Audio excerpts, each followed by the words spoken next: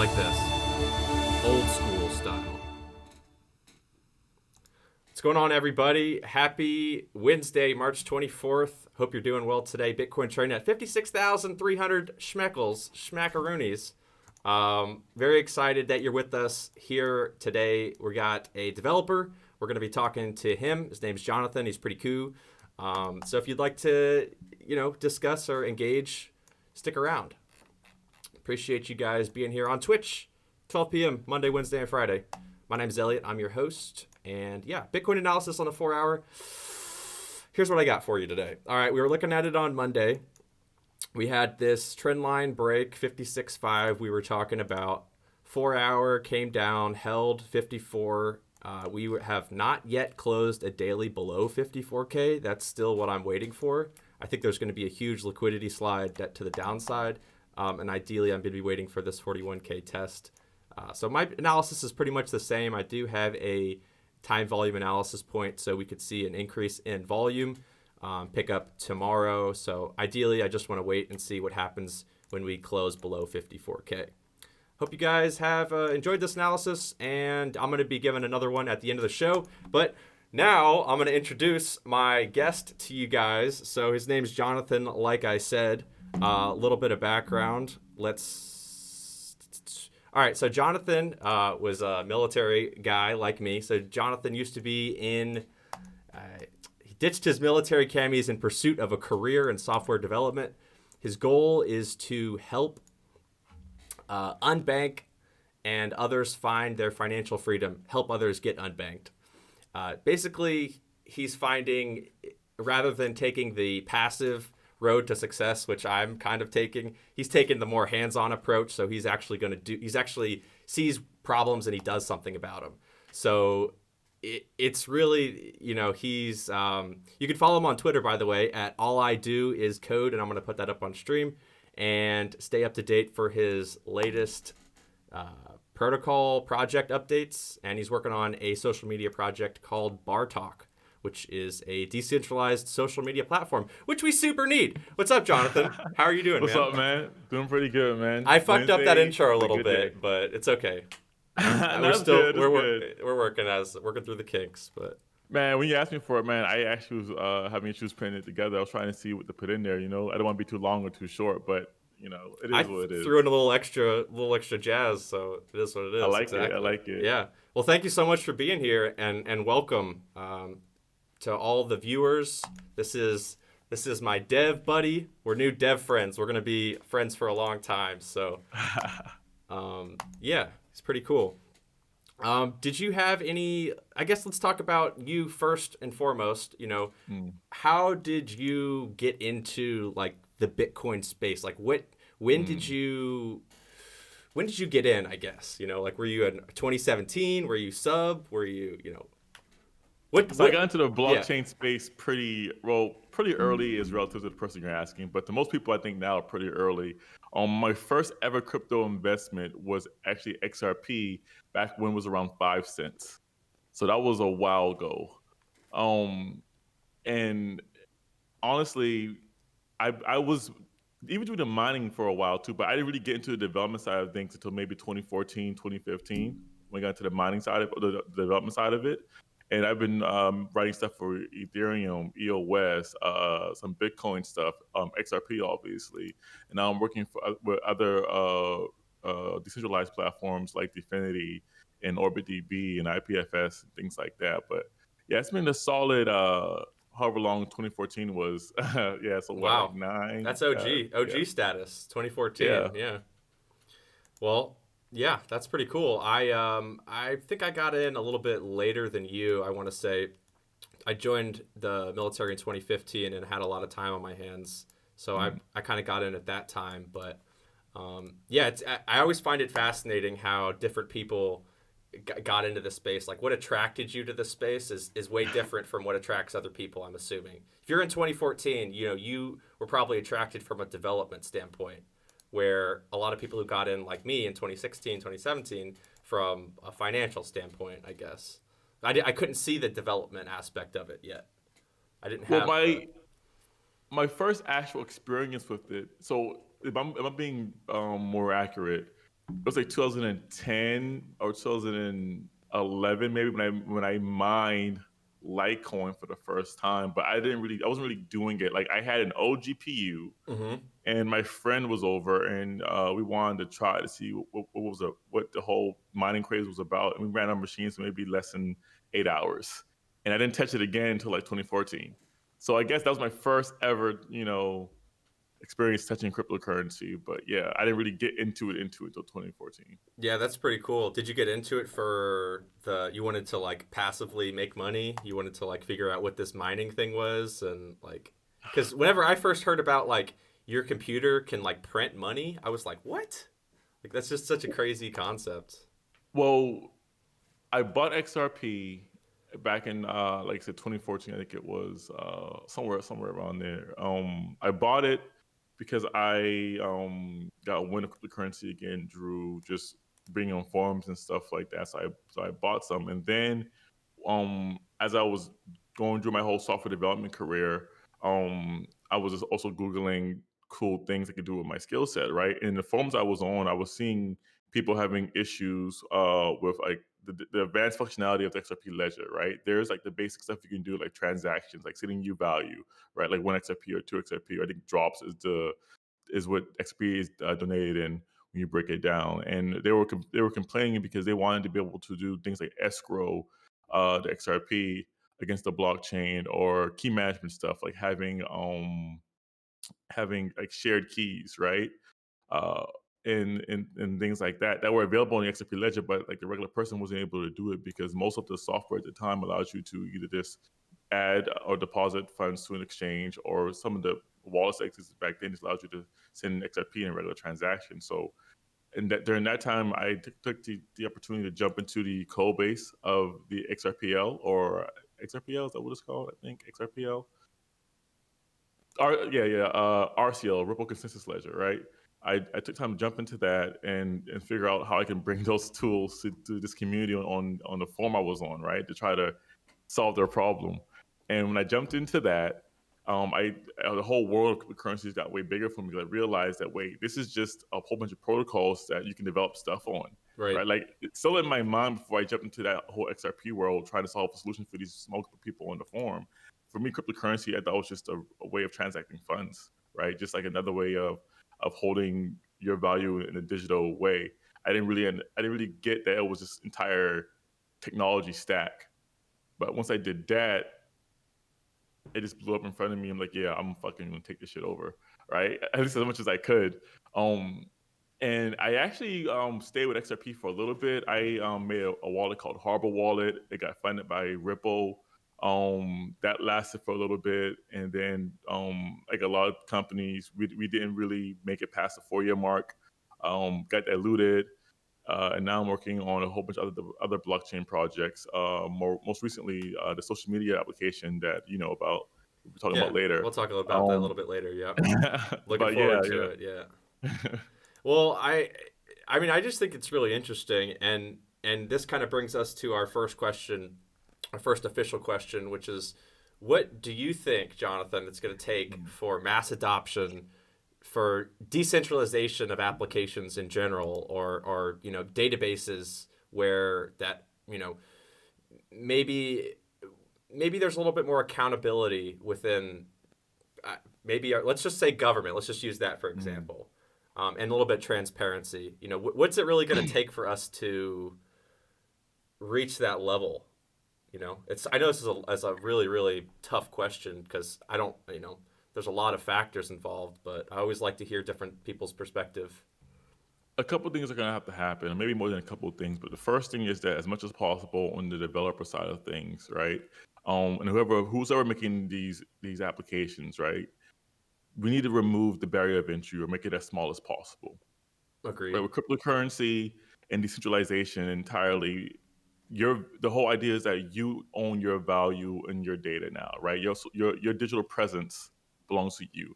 There's no more, bank that you can defer responsibility to, right? There's no centralized entity you can go to help you with data mismanagement, right? You are the sole responsible entity for your presence online, whether that's value or data. So even though that's a learning process for the individual, but we have to find a way to make that as easy to Easy as onboard possible. to, Yep. right? But on the other hand, it's like the transition that society made when the cars were invented, right? We talked about Model Ts before, right? Hmm. Before Model Ts, what do people have? Horses, right?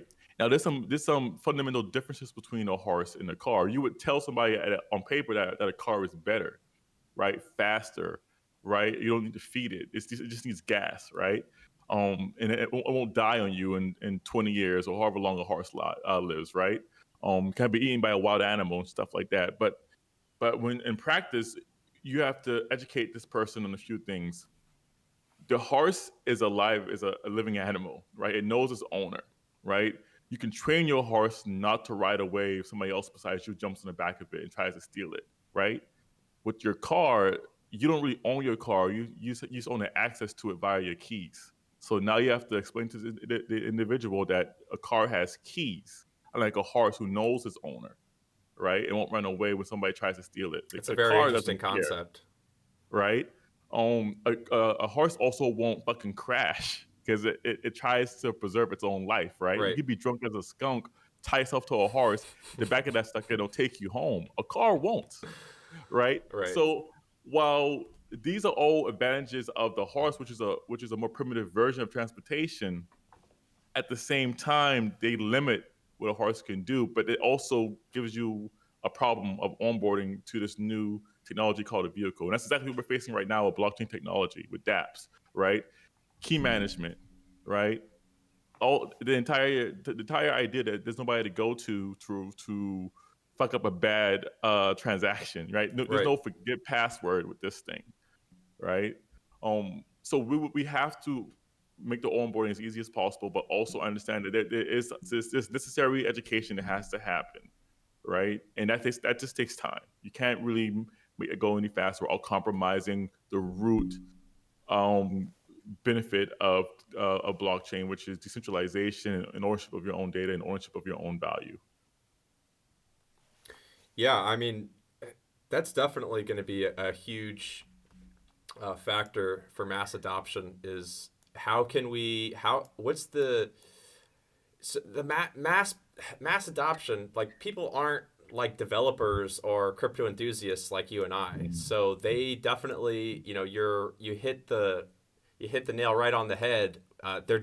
We need to make the on ramp easier, Mm, from what they're currently using. Let's make it like, seamless. If you're currently using a bank, then how can we seamlessly transfer into using a peer-to-peer or a decentralized bank? mm, If you're using Facebook, how can you switch to a decentralized social media platform? mm, However you can make that as easy for the user as possible, and ideally, maybe even lucrative. But mm. that's no one, a little bit of free money goes a long way. So I Well, don't know. some of the current way of thinking is to just change the way you build apps entirely. Like right now, there is the common onboarding flow of signing in or signing up. We provide your email and your chosen password, and that's Right. how you authenticate yourself on any platform you use right now. But because with decentralized applications, that really isn't a thing. There's no server that authenticates you. It's just a blockchain, right? The authentication happens before you go to the site because if your keys are on your phone, right, that's your authentication. So there's no need for a username and password, right? There could be situations where like on the EOS's blockchain where there are usernames that are mapped to public keys, so people can have a readable username when they view you on a blockchain. But there is no username, password, email, password flow with most of these dApps because that part, that authentication is done beforehand on the actual device locally. So just the way people design and develop apps will have to change because this technology is. I'll give you a better idea. The internet that we use right now, HTTP, right? It was built to do a certain kind of thing, and everything that we use right now is using HTTP plus other tools built on top of it to supplement the things that it couldn't do well. Like the HTTP was never meant to run the internet the way we see it now, right? we had to add things like databases. We had to add things like WebSockets. We had to add things like TCP or these other protocols that will allow us to communicate like we're doing right now over Discord and Twitch, right? These things were not baked into HTTP, and it was not meant to do these things. So we're kind of used to a hacky infrastructure because that's pretty hacky, right? A lot of developers over the years just added things onto it that made it do things that it needed to do.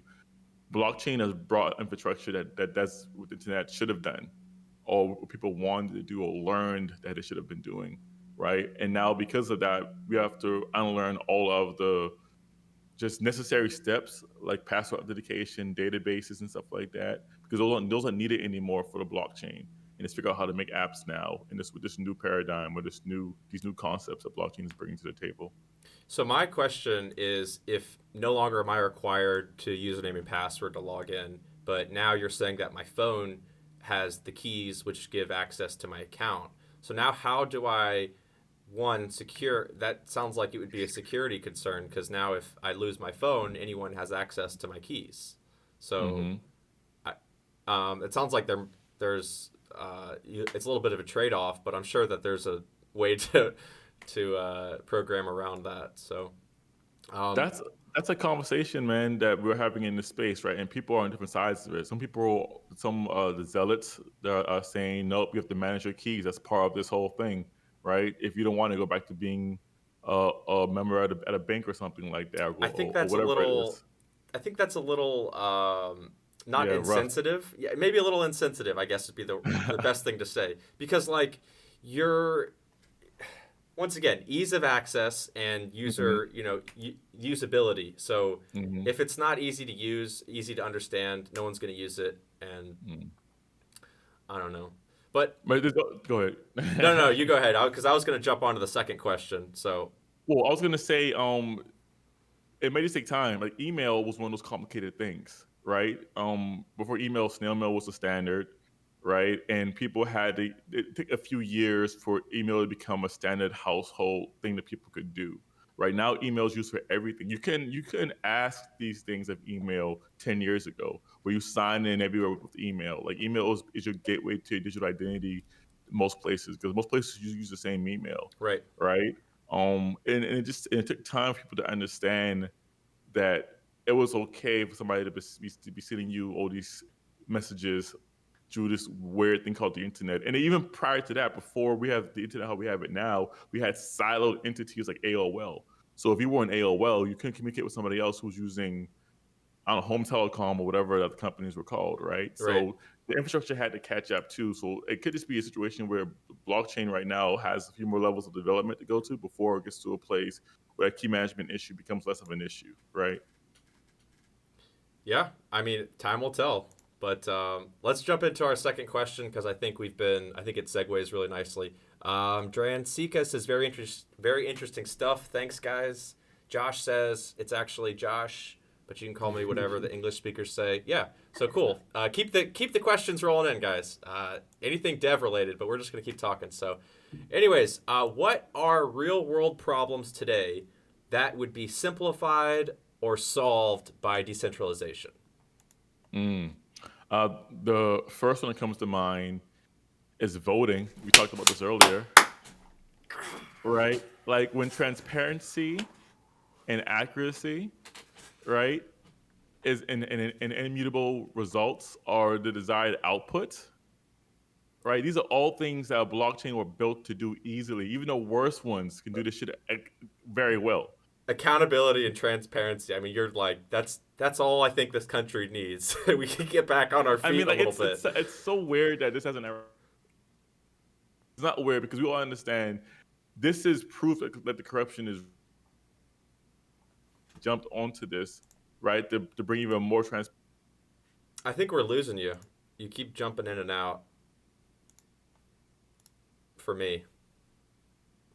So that's why it hasn't happened, right? So it's not weird, but it just sucks that it hasn't been adopted because they all know about it. Ted Cruz, right? Donald Trump, the Clintons, the Bushes, right? They all know about.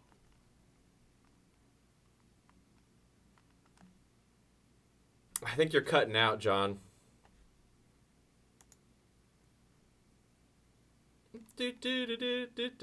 I really want to hear this conversation. I can't hear what you're saying though. Are you talking? John, do me a favor and disconnect and reconnect. If you can. All right, I'm gonna try and disconnect and reconnect. Hold on. Hold on. Hello?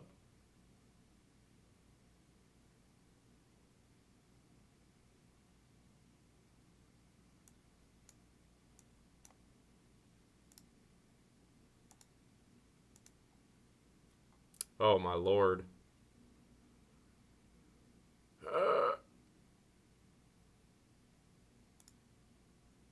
John. Oh my gosh. Oh lordy. Awaiting endpoint. Is our internet down? GG.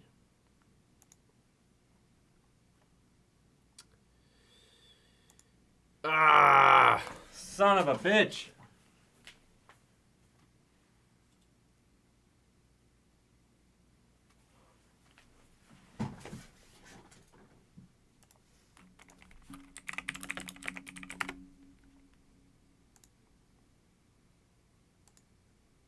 Hello. Hey, there we go. Okay, there we go. All right, let me bring everything back. So we were talking about Clinton's. Hold on, I got to get everything back up on stream. I don't know what happened. Like I was like, The Clintons heard us talking about him, man. Jonathan, where'd you go? All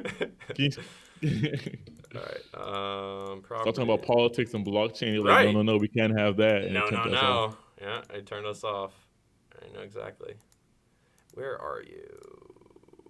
I gotta do this again. Live. That's what happens whenever you go live. You never know what's gonna happen. So. Oh, true. That's part of the. That's what's fun. That's what makes it fun about it, though. I like it. Okay. What is this shit in the background? I don't know what this is. You mean the dancing anime waifus in the background? No. Don't talk about my. That's my. That's what I learned from Elon Musk is you just got a short attention span. Whatever you can do to grab that attention span. Yes, man. Yes, bro. All right. I think we're back. I think we're back. So we should be good to continue if you know where you were at with your thought. I can't see your you anymore. You can't hear me? I can hear you, but I can't see you on Discord. Okay. I see what's up. I got to actually the whole stream can't even see me. Oh, I'm such a shitty host. All right. What happened? Okay. No, I just technical difficulties. It happens. No, you're good. All right. So I think we were talking before we got cut off by the Bogdanov twins. Yes. We were talking about voting and how that's a good use application case for the blockchain. Yep. And why that hasn't happened yet. And I was essentially saying the reason why it hasn't happened yet is because that brings transparency in all the ways I mentioned before, which is what people want and what politicians pretend they also want, but in reality they don't want that because they're doing a lot of corrupt, unmoral things in the background, and blockchain would show that to the public. Right. So it's not really advantageous for them, right? But it's not about what they want. I think is the discrepancy between the people running this country and the people living here.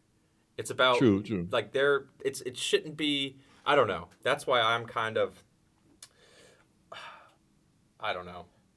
It has to be something like what Ripple is doing with banks, right? Or XRP is a token, but Ripple's a company that made it, right? Like what they're doing, people hate on them a lot because there's a lot of false information about what's going on with XRP. But their mission and their goal of being a cryptocurrency for banks is extremely wise and advantageous for blockchain and cryptocurrency as a whole, right? Because you get the banks on board. It'll be a faster, smoother process to everybody adopting this as a mainstream thing. So we need a blockchain or cryptocurrency or some kind of DApp to come out that's advantageous towards politicians. And then that will pave the way for other dApps and other blockchain solutions to come to the mainstream. But until you do that, it's a them versus us kind of mentality. Which, yeah, you can win, but it's gonna be nasty and long fought, right? If you take the route that Ripple took and you make a blockchain cryptocurrency focused towards the banks, and you make it about not about us versus them, but more about us helping them, Collaborating, right? yeah. Yeah, then it's a smoother, faster process. Yeah, I mean that's ideally what I would love to work with.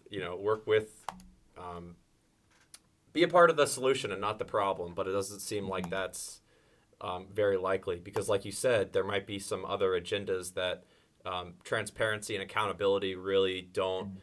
Those two things don't really match with whatever that agenda might be. Because I think that just from like my opinion, there are things that, let's say, this country does if you live in the United States or whatever, and Mm. you as a citizen are kind of represented by what your government does, to the rest of the world to some extent. So I think that there definitely is a break of communication between the people who live in countries and the people who run them. And blockchain technology is like the de facto reason. Like, if there's nothing else that blockchain is used for, it should be used for voting. Mm. Yeah, that's the first use case I see. So Another use any other problems you see or want to expand I on? mean, this is the big one, right? With social media, right? Everybody who complains about being shadow banned or canceled on whatever platform you're on Right. have a need for it.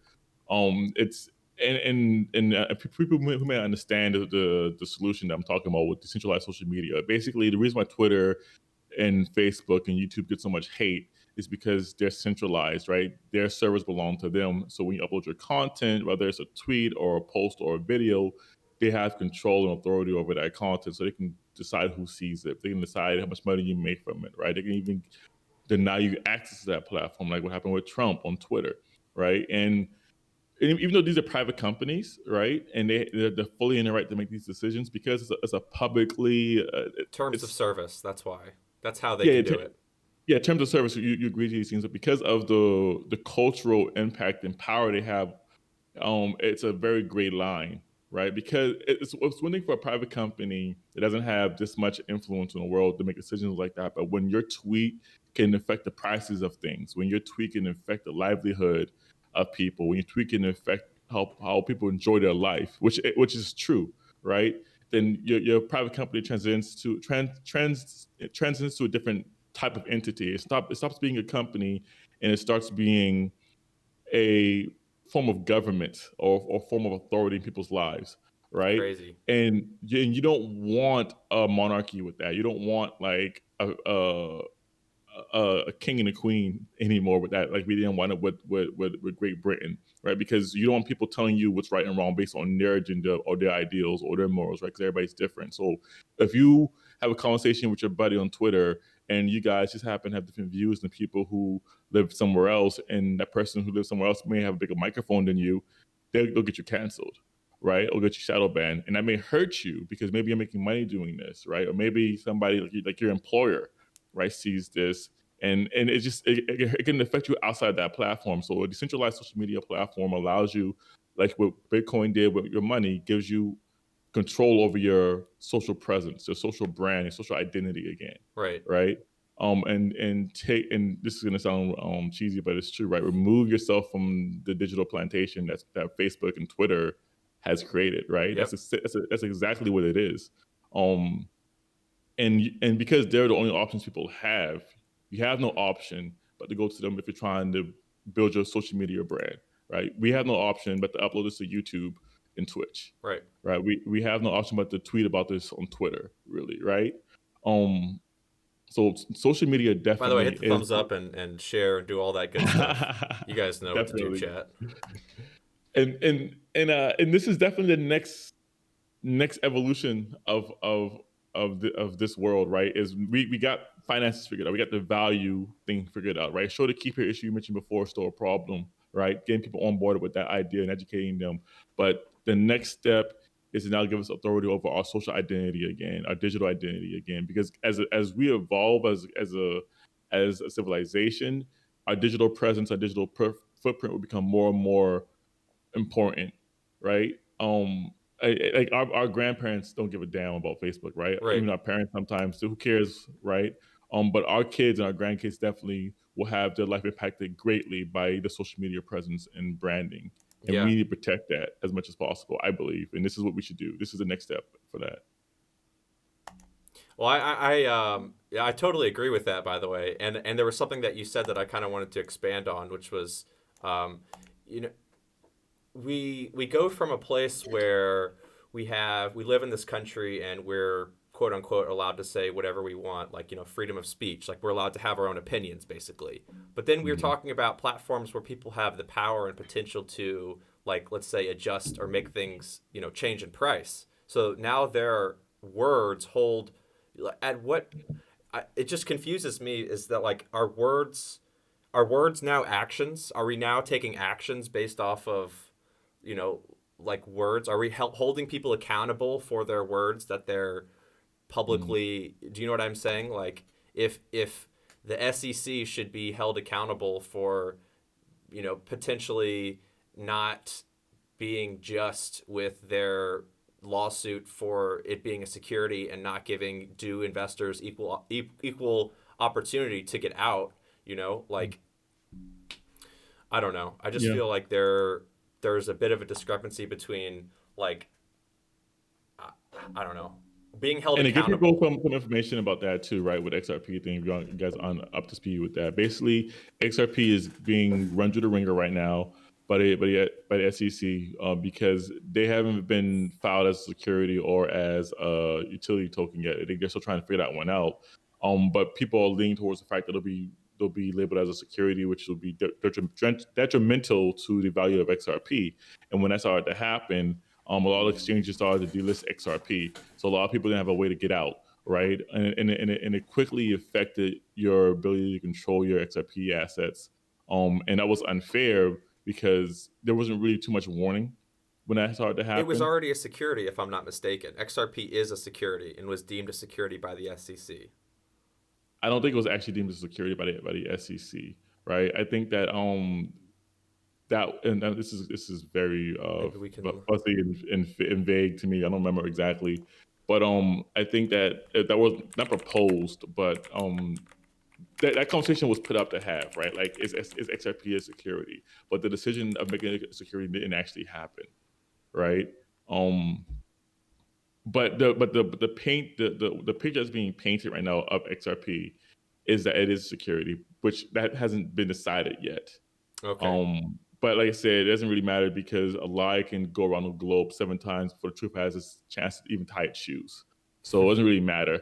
If it's a utility right now, who cares? Because everybody thinks it's security. Everybody thinks it's centralized, even though Right. it's not. That's what people think. So that's really all that matters. I think uh, that's a good point, by the way. But I mean, I don't know. XRP, I just see a lot of potential for, for me, my own personal gains. I'm just, like, very bullish on the future of XRP's price to USD to the dollar. Um, we could transition into our third question if we are ready to go. Anything from chat? Laggy, laggy, just me. Nope, we fixed that. Okay. So, hold on. Actually, I want to talk about XRP a little bit, just for another second, Okay. and then we'll move on.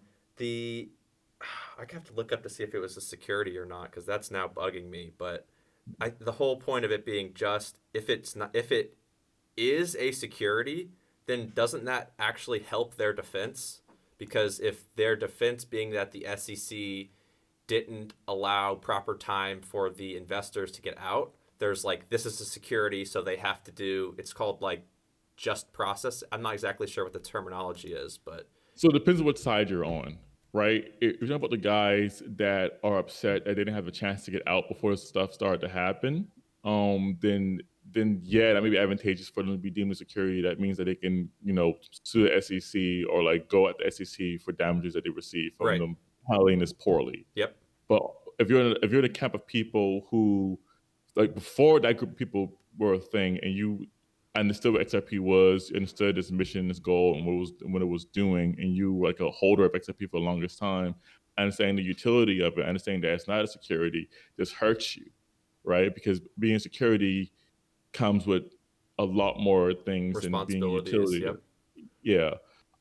So it really depends on what camp you're on, obviously. I'm on Camp Moon, baby. No, I'm just kidding. I mean, man, XRP. So I can talk about XRP all day. It's one of my favorite cryptocurrencies out there, development wise, and even at financial levels, my favorite ones. It has a bad rap because of misinformation, and again, it doesn't really matter because the lie has gotten around too many times already, and most people don't take the time to dig into these things. But XRP is a great blockchain for developers. The documentation is amazing. The code base is very tried and true and tested, and it's an easy platform to start building apps on top of, right? Updates and features being added to it, and you yourself can add to the blockchain yourself because their code is open source. You can submit proposals or you can submit pull requests to have new features added. There's a guy I know personally, right? That was one of the old dogs in XRP with me. He's actually having some smart contract stuff that he programmed to the XRP blockchain added to XRP pretty soon. So it's extremely open to developers that are out there with the time Insider and info. You heard yep. it here first, And folks. it's super good for developers and it's super good for spending value, right? Most people get stuck on holding this. There's something to be said about the transition of the cryptocurrency world from being an investor world to like, okay, this is actual money now, Yeah. right? Like people are going to look at this thing differently when you start buying stuff with it, right? And you start using it like you do the USD. If the true idea of cryptocurrency is to replace fiat currency, that's the true end goal for this beast. Then we have to understand what all that means, right? Bitcoin can't do that. Ethereum can't do that. Hell, 99% of currencies can't do that, right? There are only a few currencies that are actually able to replace fiat currency and keep our world running, right? It's like solar energy is amazing. Wind energy, turbines are fucking amazing. But if you were to rip out oil right now, could they replace it one to one? They couldn't, right? So like while they're good to supplement it right now until we make that full Holy transition. $10 million sell. Holy cow. Oh, nice. Nice. That's crazy. Just saw that pop up on the aggregator. Yeah, as we try to make that transition from digital currency from fiat currency to digital currency, yeah. We have to understand that at one point in time in the future, we're going to be spending this thing like real money, and what currency is going to be able to do that, right? And XRP can, EOS can, a few others definitely can. But that's neither here nor there, honestly. Like I said, people are gonna believe what they're gonna believe, and right now that XRP is centralized and XRP is security. But FUD it up. dude, That's right? what people believe. All right, let's hop into our third question. Let's start talking a little bit more about you and what you're doing actively. So we've talked about Yes. what's it going to take for mass adoption in this space in Mhm. cryptocurrency. Like basically, what do we need to have happen? And basically, we just need the barrier to entry. We need it to be easier for people to use. And what Mhm. are the real world problems that today could be simplified by decentralized blockchain? We talked about voting. Voting is like, boom, we have unlimited money, unlimited resources, and the smartest people in the world, and yet we still can't figure out how to run a federal election. So, boom, Mhm. blockchain technology can solve that. Third question: what are you doing as a software developer, Jonathan, or currently in this space? And then kind of tag on, or what would you like to see, or are excited about from DLT, distributed ledger technology in the future? So right now, I'm currently working on a social media platform built on top of decentralized technologies, not necessarily blockchain, but decentralized tools like OrbitDB, IPFS, Dfinity, and it's gonna be called Bar Talk. You already know this.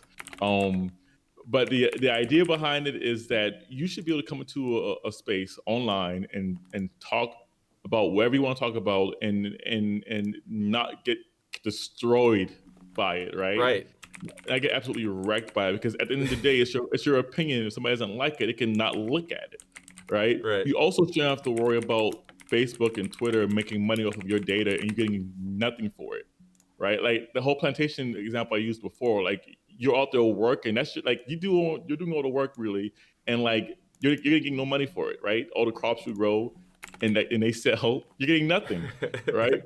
Let's fix that, right? Even if it's $1 a month, if somebody wants your data for something, you should get paid for that data that they're getting from you, right?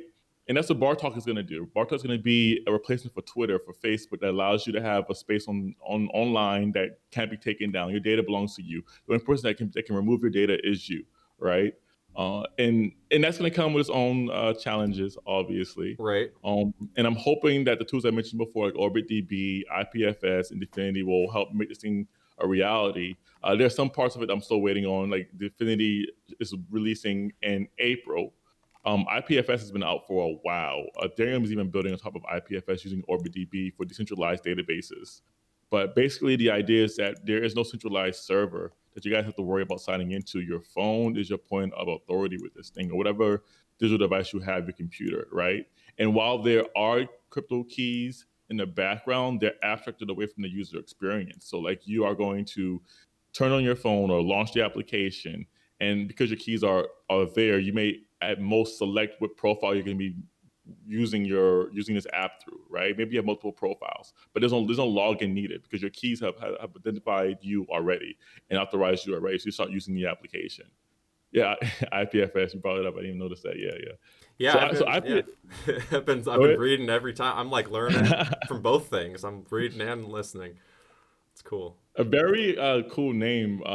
Interplanetary File System is what IPF stands for, right? It's pretty much a peer-to-peer file sharing, file storage, persistent, tool. But it's the base for OrbitDB, which Ethereum is using for Ethereum 2.0 and a few other places. But yeah, that's what I'm working on right now is Bartalk, a decentralized social media platform to help give you control of your data and your social presence again.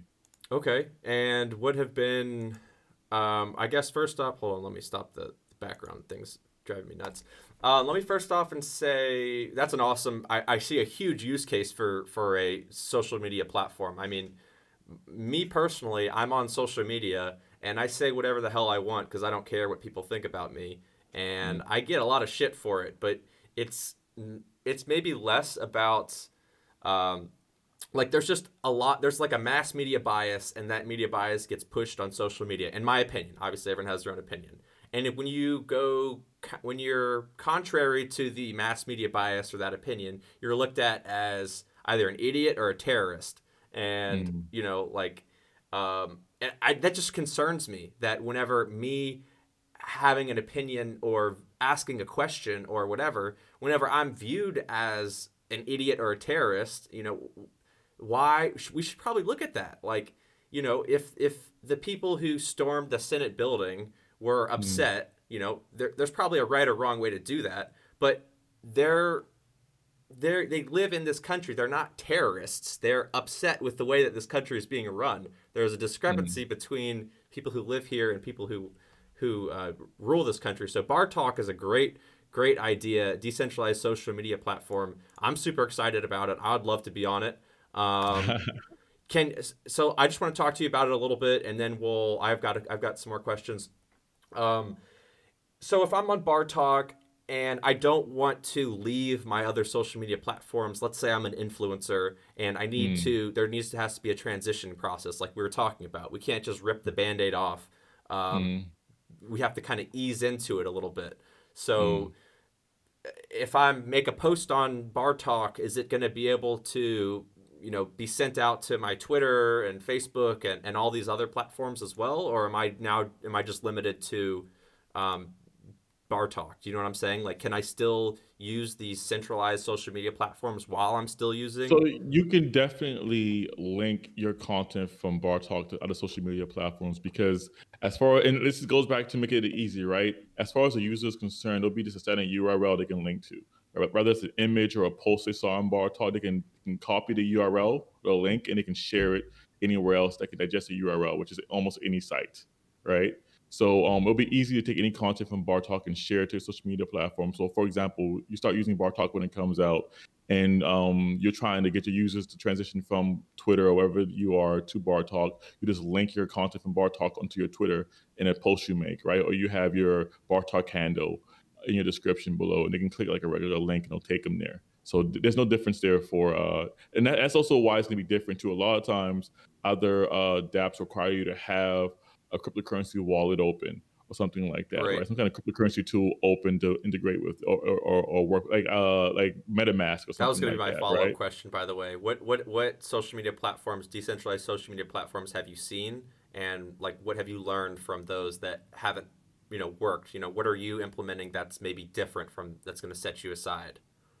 We talked about this earlier, but the biggest thing is that I'm not making tokenization a priority, right? I'm not making cryptocurrency or that a priority. Most other cryptocurrency or blockchain dApps, that's the only reason why people use them is to make money. They don't use it just for the sake of using it, right? CryptoKitties was a game, but nobody played it because it was fun. They played it because they wanted to make money, right? Like and every other like Steam, which is a social media blogging kind of thing, right?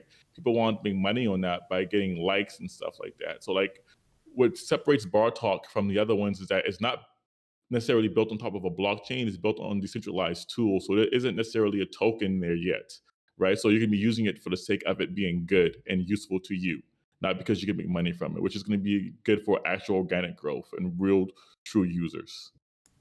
Wow. I like the concept of gaining something that's not monetary, if that makes any sense. Like Mm, I'm more in. I would personally love it if, let's say, Facebook had like a reputation system where like mm. instead of like I don't know, that's not incentivizing me, but I want like rep. Like if you like the shit that I'm saying and I'm like a legitimate source, like give me some reps. Give me some. You've got more. Community, or they're behind you, or I'm not exactly sure, support, but the idea of being rewarded in monetary gains maybe down the road, but I think that's going to set you apart initially is your adaptability and that you're not trying to get rich quick with this, and you're actually trying to develop something that's going to be used and be versatile and adaptable to our needs, which is what you're Mm, doing. We need this platform. We don't need all these other crappy platforms, but we do need a decentralized social media platform that's not going to be tied or married to one particular project because, like you said, I don't think that our infrastructure right now is really in place for where it needs to be, going forward in the future. Like in order for decentralized identification, like did technology to come out, I'm sure we probably need more infrastructure to support mm, that on like a national level. So mm. I'm I'm excited about Bar Talk, and I hope that you are able to make this dream a reality, and I'd like to continue to support that as long as our visions line up, which seems like they do pretty well. So um, 100%. yeah, Bar Talk. Really, really cool, decentralized social media platform. Do you guys have any questions here for Jonathan? If Oh, you and want, make sure you guys follow me on yep, Twitter as well because I'll be posting dev blogs for Bar Talk to Twitter as well as YouTube. So you guys want to keep in the know and be like an early adopter to the platform when it comes out, just follow me on there and keep up to date with everything I'm doing. you definitely want to do that. Let's do that on the stream really quick for the CWN account. It usually helps when people see how to do that. Actually, So see, we'll go to Twitter. I know this is hard, and we're gonna search your handle, which is all I do is code. hmm All I do is code. Chris Noto. Nope, I spelled it wrong. Okay. All I do. I'm totally botching it. IZ. IZCODE. There you go. There's that ugly mug. Boom. Okay. If you want to drop it in the Twitch chat for all the homies to find. Drop all your links in the Twitch chat. I'd appreciate that. Word. I Um, will. at all I The do is main one's Twitter. Yeah, there we go. Yeah. yeah. This is just the Twitter, his Twitter handle. I forgot to say Twitter. But yeah, definitely follow him and all of his social media platforms. I'm going to be posting all of his links as well if you guys are watching the video on YouTube to down below. So just look for that. I'm not sure if there's any questions from the chat.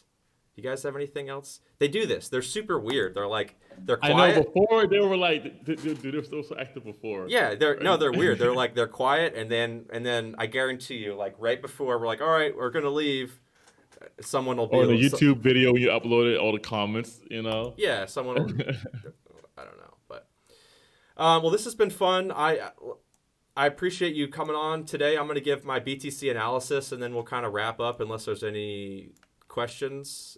Did we miss anything from your perspective, Jonathan? Nah, I think we got everything. I mean, I could talk all day about this stuff, obviously, Hopefully you'll but come back. Hopefully you'll come back. This has been fun. oh, So definitely. Hopefully, with an update for Bar Talk as well, right? yeah, we need to update for Bar Talk, and I'll let you know what the I'll get that Medium article going for you. I just need a little Oh bit yeah, of yeah. details.